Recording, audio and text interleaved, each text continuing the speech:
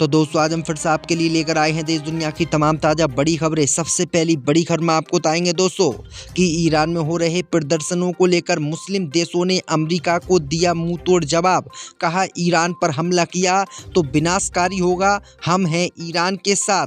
Donald Trump की सिट्टी पिट्टी हुई गुल, मुस्लिम देशों ने ईरान के समर्थन का कर दिया ऐलान। महाराष्ट्र नगर निगम चुनाव में मुस्लिम बहुल शहरों में कांग्रेस पार्टी ने जीती सबसे ज्यादा सीटें। एमआईएम पार्टी और शिंदे गुट को नहीं मिला वोट। पाकिस्तान की अगुवाई में खड़ा हो रहा इस्लामिक नाटो परमाणु ताकत और अरबों के हथियार दिखाकर पाकिस्तान कर रहा भारत को परेशान। जल्द बन सकता है इस्लामिक नाटो। ओम प्रकाश राजभर ने ममता बनर्जी की जमकर तारीफ की, बोले बंगाल को मिला है कुशल नेतृत्व, भाजपा की बड़ी चिंता। प्रदर्शनों के बीच अमेरिका से भिड़ने को तैयार है ईरान। स्टारलिंक जो सैटेलाइट इंटरनेट है उसको ईरान ने कर दिया जाम। अब पूरे ईरान में नहीं चल रहा इंटरनेट। देवरिया में जिस मजार पर योगी सरकार ने चलवाया बुलडोजर, वहां पहुंची हिंदू रानी तिवारी, बोली यहीं की मन्नत से मुझ पर हुआ लड़का पैदा। तो दोस्तों सभी खबरों को आपको एक एक कर बताने वाले हैं। वीडियो को लाइक कर चैनल को सब्सक्राइब कर दें। इसी बीच पर तो दोस्तों अगली खबर की ओर तो अमेरिका को मुस्लिम देशों ने दी चेतावनी, बोले ईरान पर हमला किया तो हो जाएगी पूरी दुनिया तबाह।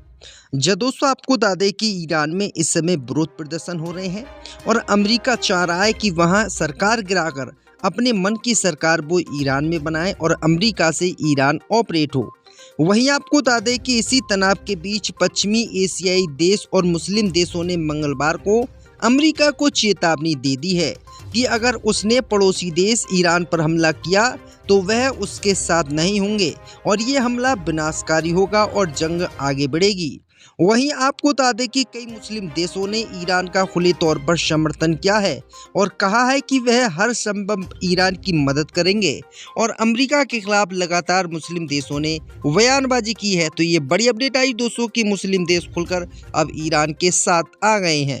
इसी बीच पर तो दोस्तों अगली खबर की ओर तो महाराष्ट्र निकाय चुनाव में मुस्लिम बहुल शहर में कांग्रेस पार्टी का चला जादू, भाजपा एमआईएम हुए फेल। जब दोस्तों आपको बता दें दोस्तों कि महाराष्ट्र में निकाय चुनाव का नतीजा आ गया है और इस नतीजे में कांग्रेस पार्टी की भरपूर जीत हुई है।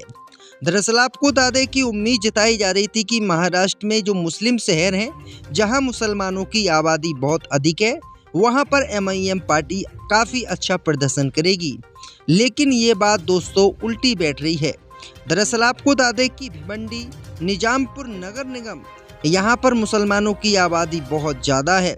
वहीं आपको बता दें कि इन दोनों ही जगहों पर कांग्रेस पार्टी ने बहुत अच्छा प्रदर्शन किया है और 30 सीटें जीती हैं और सबसे बड़ी पार्टी उभर कर कांग्रेस सामने आई है। हालांकि कांग्रेस 90 सदस्यीय नगर निगम में स्पष्ट बहुमत से अभी दूर है, लेकिन उसकी स्थिति ने उसे सरकार गठन की दौड़ में केंद्र में ला खड़ा किया है। उम्मीद जताई जा रही थी कि दोस्तों शिंदे भी यहाँ काफ़ी अच्छा प्रदर्शन करेंगे और एमआईएम पार्टी भी यहाँ पर अच्छा प्रदर्शन करेगी, लेकिन दोस्तों एमआईएम पार्टी को भी यहाँ सीट नहीं मिल पाई। कांग्रेस पार्टी को एक तरफा वोट मुस्लिम समाज के लोगों ने किया है। इसी बीच पर तो दोस्तों अगली खबर की ओर तो अमेरिका की तरह अब पाकिस्तान भी खड़ा कर रहा इस्लामिक नाटो परमाणु ताकतों और अरबों के हथियारों से कर रहा भारत के लिए खतरा पैदा। जैसे दोस्तों आपको बता दें कि अमेरिका ने विकासशील देशों की सुरक्षा के लिए नाटो बनाया था, जिससे ये फायदा होगा कि नाटो में जितने भी देश शामिल होंगे अगर उन पर कोई हमला करता है एक देश पर तो ये सारे देश मिलकर उसका साथ देंगे। अब ऐसा ही कुछ पाकिस्तान ने भी किया है, जिससे भारत की चिंता बढ़ गई है। दरअसल आपको बता दें कि पाकिस्तान की सेना अब केवल अपने देश की सीमाओं तक सीमित रहने के मूड में नहीं दिख रही है। हाल ही के महीनों में पाकिस्तान ने अपनी सैन्य रणनीति में बड़ा बदलाव किया है। एक तरफ है अंतर्राष्ट्रीय स्तर पर बदलते राजनीतिक हालात, जैसे अमेरिका में डोनाल्ड ट्रंप की चुनावी हार से जुड़े संदेशों को समझने की कोशिश कर रहा है। वहीं दूसरी ओर फील्ड मार्शल आसिम मुनीर के नेतृत्व में मुस्लिम देशों के साथ रक्षा सहयोग बढ़ाने पर जोर दिया जा रहा है। अब पाकिस्तान एक नई प्रक्रिया शुरू कर रहा है। पाकिस्तान सभी मुस्लिम देशों को एकजुट करके इस्लामिक नाटो बना रहा है और उनको खतरनाक हथियार दे रहा है। परमाणु हथियार देने की भी बात पाकिस्तान कह रहा है। पाकिस्तान का मकसद है कि सभी मुस्लिम देश एकजुट हो जाएं और इस्लामिक नाटो बनाएं और इससे फ़ायदा ये होगा कि अगर किसी भी नाटो सम्मिलित देश पर कोई हमला करता है तो सारे मुस्लिम देश एक साथ उस पर हमला करेंगे और उसे बचाएंगे और परमाणु हथियारों की ताकत पाकिस्तान दिखाएगा। तो ये बड़ी अपडेट आ रही है, इससे भारत के लिए बहुत बड़ा संकट पैदा हो सकता है क्योंकि भारत और पाकिस्तान में हर समय हालात बहुत बुरे रहते हैं। भारत कभी भी पाकिस्तान पर हमला भी कर देता है। जब इस्लामिक नाटो बन जाएगा दोस्तों तो पाकिस्तान पर हमला करना भारत के लिए बहुत मुश्किल होगा क्योंकि अगर भारत हमला करेगा तो सभी मुस्लिम देश पाकिस्तान का साथ देंगे, जो भारत के लिए बहुत बड़ा खतरा है। इसी बीच बढ़ते दोस्तों अगली खबर की ओर, तो उत्तर प्रदेश के मंत्री ओम प्रकाश राजभर ने भाजपा के खिलाफ ममता बनर्जी की तारीफ की। बोले बंगाल को मिला है कुशल नेतृत्व। जो दोस्तों आपको बता दें कि उत्तर प्रदेश की योगी सरकार के कैबिनेट मंत्री और सुहेल देव भारतीय समाज पार्टी के अध्यक्ष ओम प्रकाश राजभर अपने बयानों के लिए अक्सर चर्चा में रहते हैं। हाल ही में उन्होंने पश्चिम बंगाल के मुख्यमंत्री ममता बनर्जी की जमकर तारीफ की, जिसे लेकर भाजपा के आग लग गई और कयास लगाने शुरू हो गए कि ओम प्रकाश राजभर कहीं पश्चिम बंगाल में ममता बनर्जी की पार्टी के साथ गठबंधन करने का मूड तो नहीं बना रहे हैं। राजभर ने ममता बनर्जी को एक कुशल और जुझारू नेता बताते हुए उनके नेतृत्व क्षमता की तारीफ के पुल बांधे और ये सुनकर भाजपा वालों के आग लग गई क्योंकि भाजपा इस बार पश्चिम बंगाल में एड़ी से चोटी तक का जोर लगाने पर लगी हुई है। वो चाहती है कि जल्द से जल्द वो वहां पर सरकार बना ले, लेकिन ओम प्रकाश राजभर ने जब ममता बनर्जी की तारीफ की तो भाजपा के बहुत बुरी लगी है।